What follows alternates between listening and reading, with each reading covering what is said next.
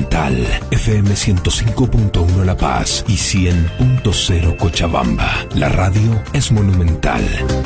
Nuestra aplicación móvil, Radio Monumental Bolivia. Conectados con el pulso de La Paz y Cochabamba. La Ventana. Información, criterio y buena música. De lunes a viernes a las 16 horas. 16 horas con 33 minutos. Un cariñoso saludo siempre a Cochabamba que nos sigue y, por supuesto, a todo el país que nos sigue a través de las redes. Vamos a conversar con el analista e internacionalista Álvaro del Pozo para entender qué es esto del escudo de las Américas. Álvaro, buenas tardes, qué gusto de tenerte en línea. Gusto de conversar contigo después de tiempito, pero es importante aclarar porque la gente tiene que entender qué es esto del escudo de las Américas.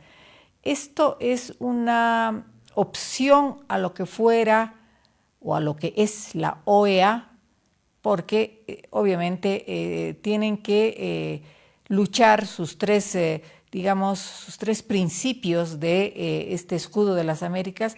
Es para luchar contra el narcotráfico, contra el terrorismo y, por supuesto, contra algún otro que ya no lo recuerdo en este momento. Es un tercer principio que ellos contra la migración ilegal. Este es el tercer principio para defender, digamos, los países que están alineados a los Estados Unidos. A ver, ¿cómo nos explicas esto? A ver, Lorena, primero muy buenas tardes, un gusto compartir contigo estos minutos de la tarde con este tema importante en la agenda nacional y para algunos países de la región. Yo no lo vería como un sustituto o el reemplazo de la OEA. La OEA tiene obviamente un abanico de competencias, capacidades, muchas de estas inútiles, muchas otras muy eficientes, como las vedurías en las elecciones. Claro. Yo creo que el presidente Trump ha intentado, a partir de varios objetivos trazados por la última doctrina de seguridad lanzada en diciembre del año pasado, recuperar un espacio perdido en la región.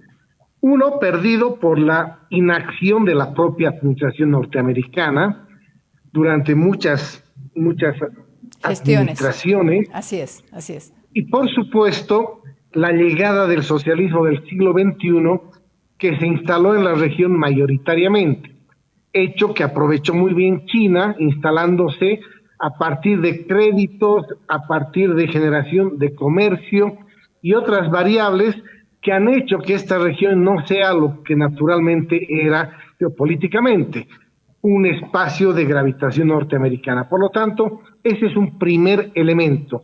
Tratar de cohesionar a estos países que pueden colaborar, unos más afines que otros con la administración de Trump, pero ninguno hostil hacia los Estados Unidos. Por lo tanto, creo que ese es el primer paso.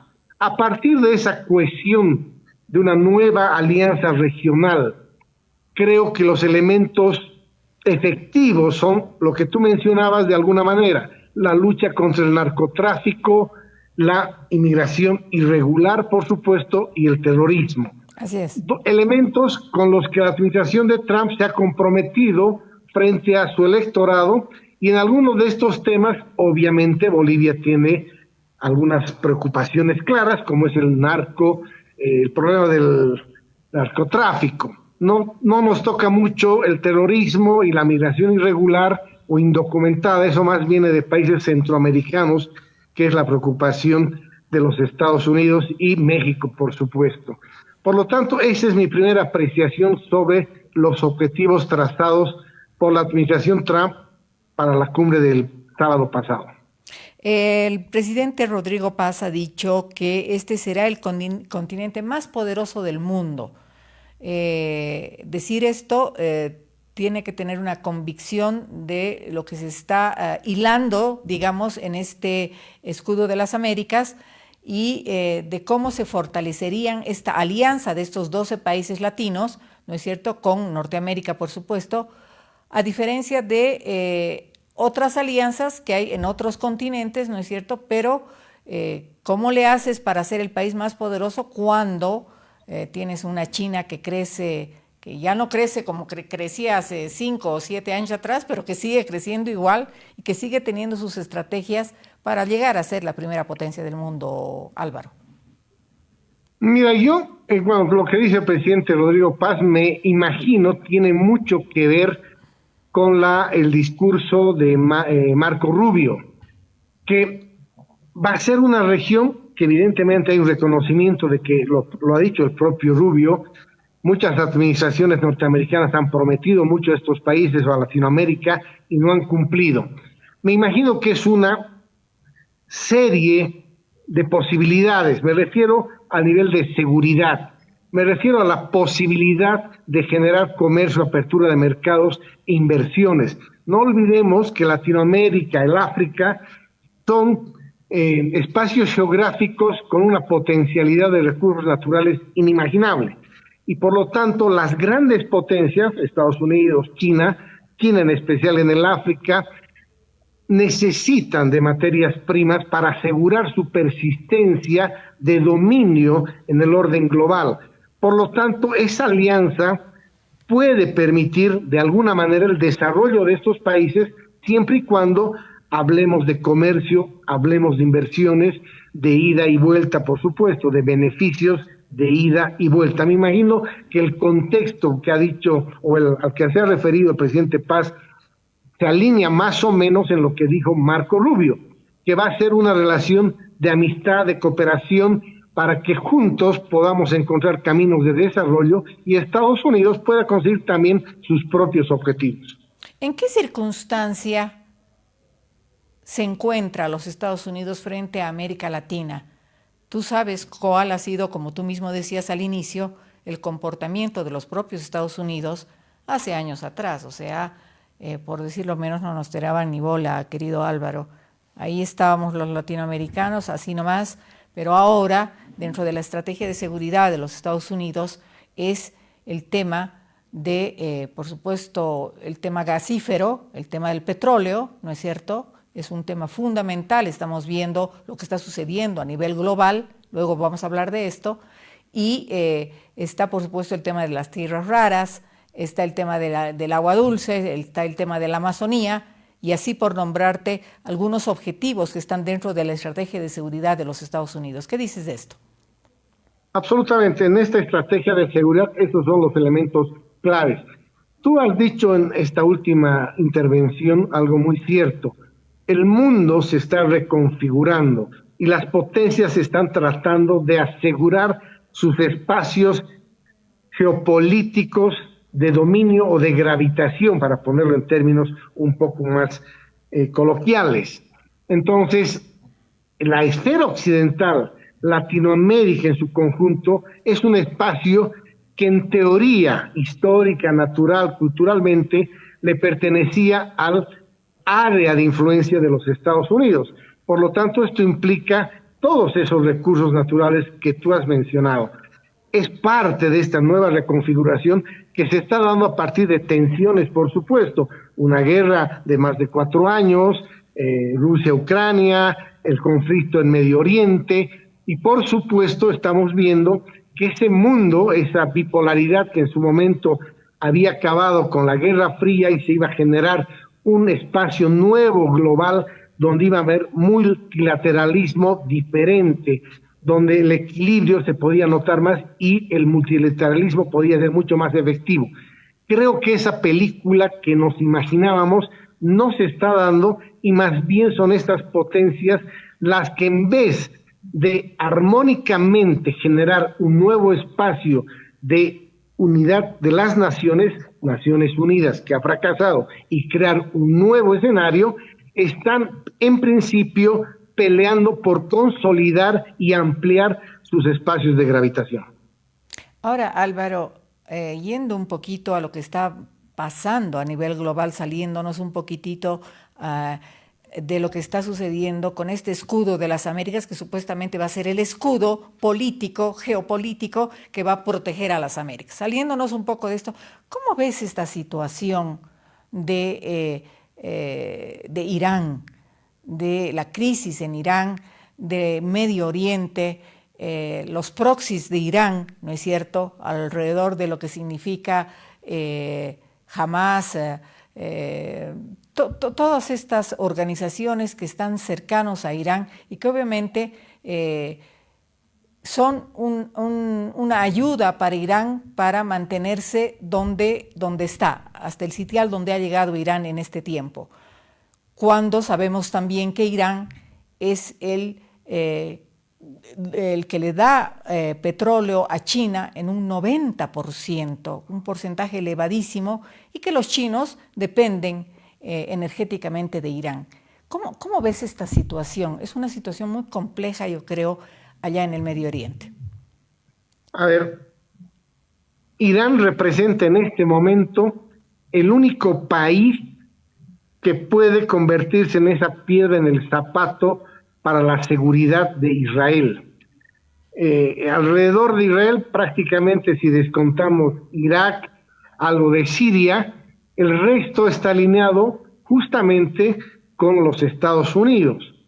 Entonces, en la estrategia militar israelita existe la convicción de que anulando las capacidades militares, que no son pocas, de Irán, se podría asegurar cierta estabilidad y seguridad para el propio Israel.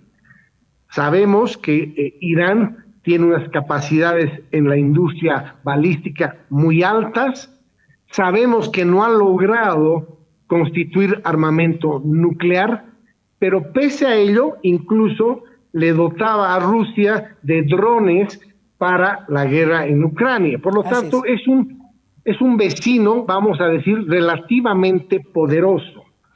Por eso, creería yo que el propio Israel ha llevado a Estados Unidos a participar en este último ataque como para tratar de asegurar esa anulación de Irán como un enemigo efectivo y latente. Creería que la zona todavía es muy compleja para determinar que una semana o 2 semanas más de enfrentamientos puede abrir un espacio de diálogo. Es complicado porque obviamente al sur del Líbano está Hezbollah, en Gaza están, por supuesto, Hamas, claro. Están en Yemen los Houthis, sí. Hay un montón de organizaciones que de alguna manera dependen también del financiamiento y también para Occidente, léase Occidente, Estados Unidos y Israel en este caso, es un peligro latente. Creería que un escenario final poco probable, una negociación inmediata. Creo que los enfrentamientos van a ser hasta acabar, creo que el objetivo primero era acabar con la cúpula, hoy hay un reemplazo de Jomenei, el hijo, pero creo que va a durar todavía este conflicto hasta que otra periodo de negociación. Perdón, no sé, se nos ha ido un poco. Me entró una llamada. Sí. ¿Ya?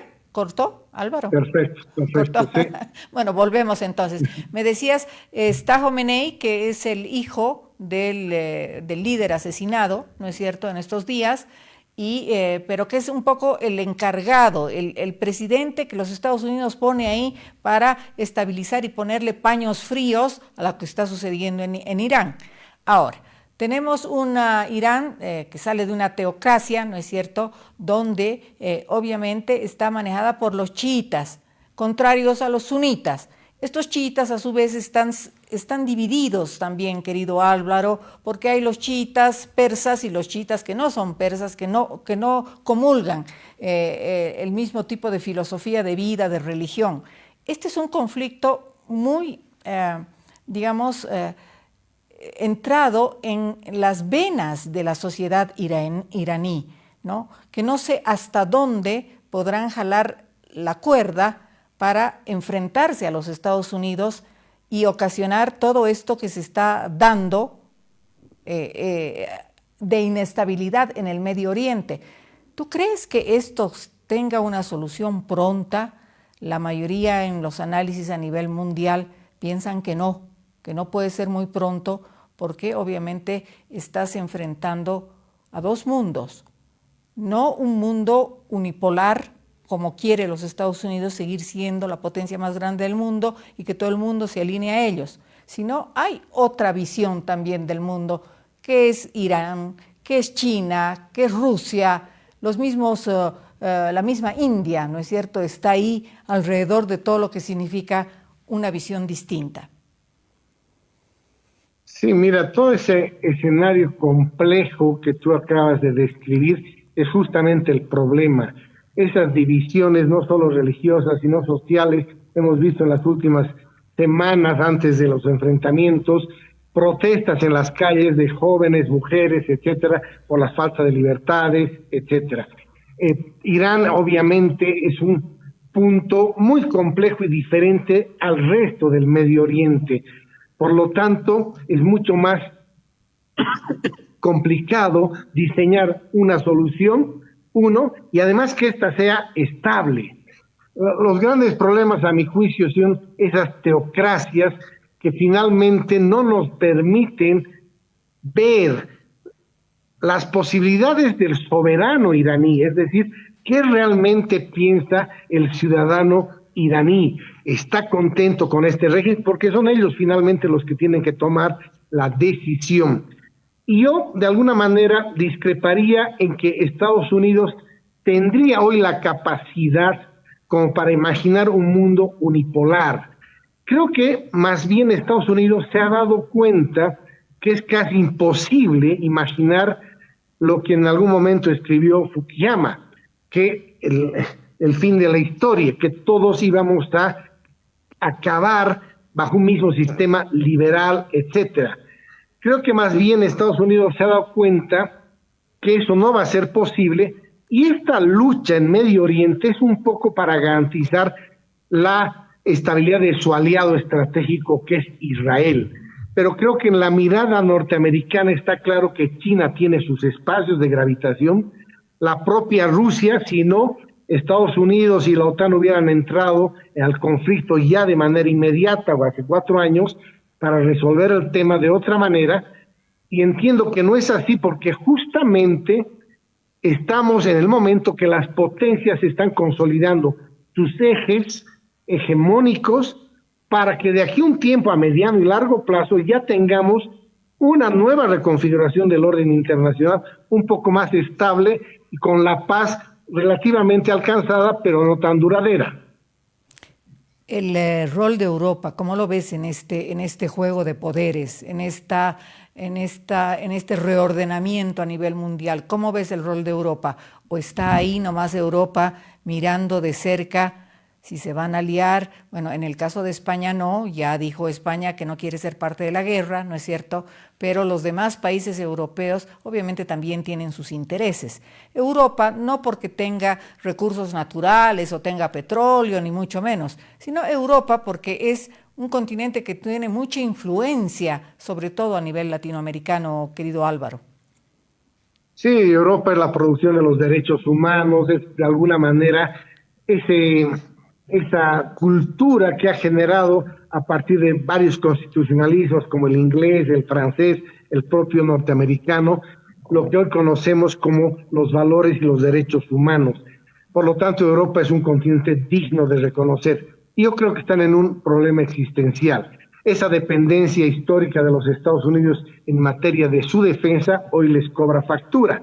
Porque está claro también que en esta reconfiguración son legítimos los miedos que tenga Europa, que si no se hace nada para que Rusia no sea el absoluto vencedor en esta guerra con Ucrania, el posible próxima víctima sea otro país de Europa o la propia Unión Europea. Por lo tanto, hay un problema existencial donde los europeos tienen que asumir que en este nuevo orden internacional Europa tiene que ocupar un espacio propio.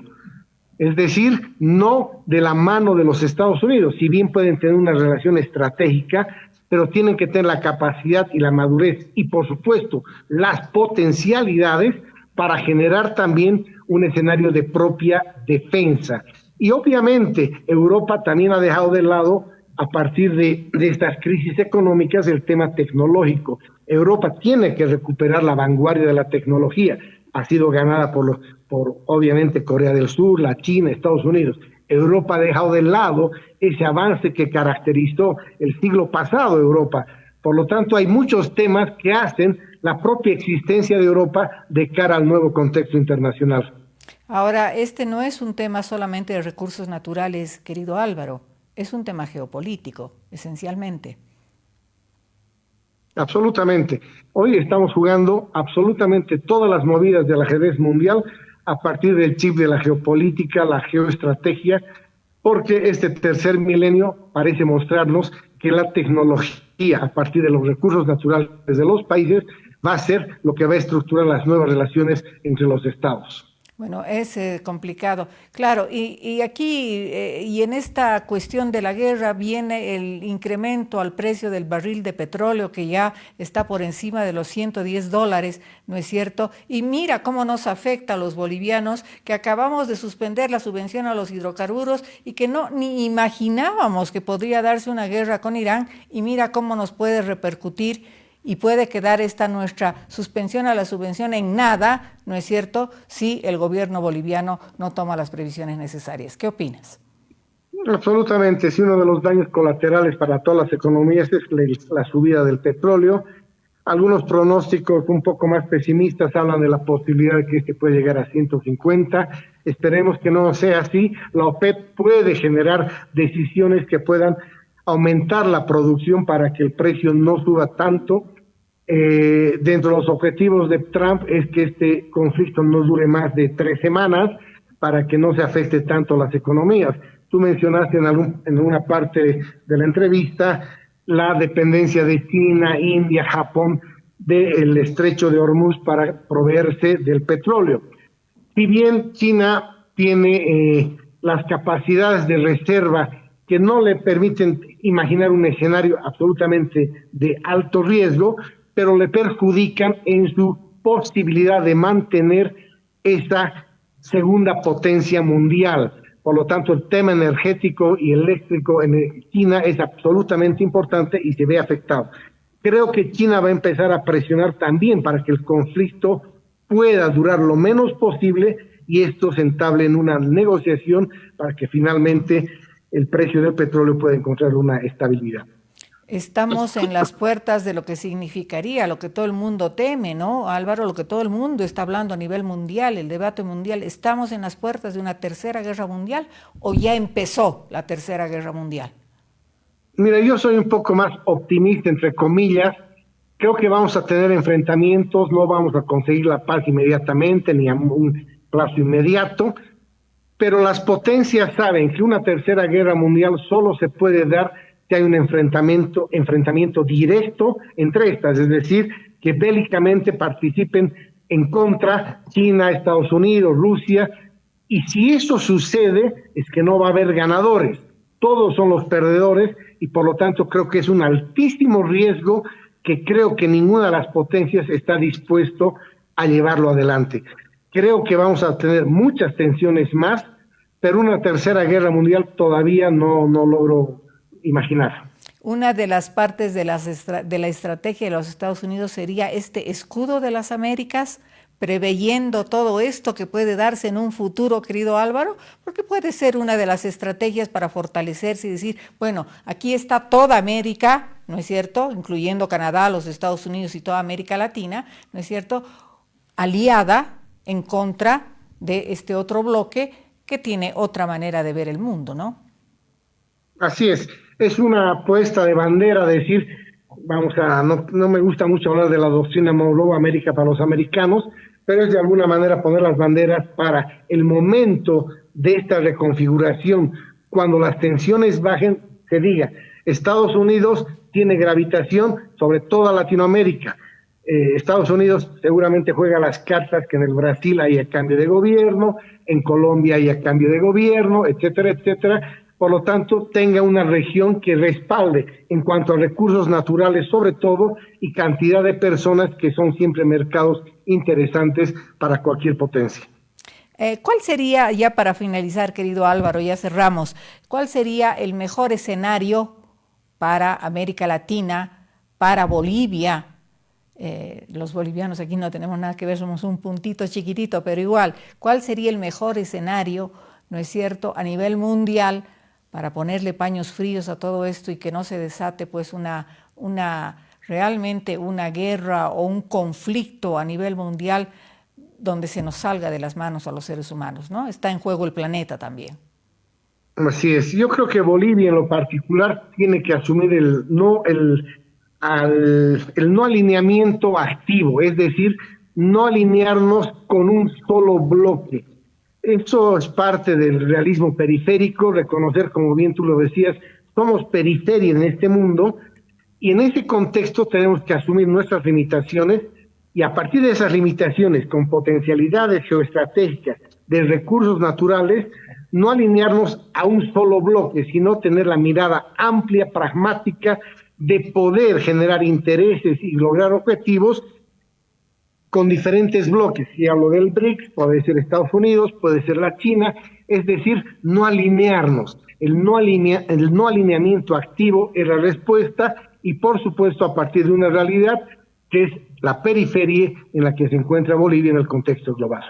Álvaro del Pozo, muchísimas gracias por acompañarnos en esta tarde. Muy interesante conversar de estos temas, que son temas que a veces que pareciera que están lejos, pero en realidad están ahí nomás, nos están afectando y nos empiezan a afectar en estos últimos días. Un cariñoso abrazo, Álvaro. Hasta la próxima. Buenas tardes. Igualmente, Lorena, un placer conversar contigo. Buenas tardes.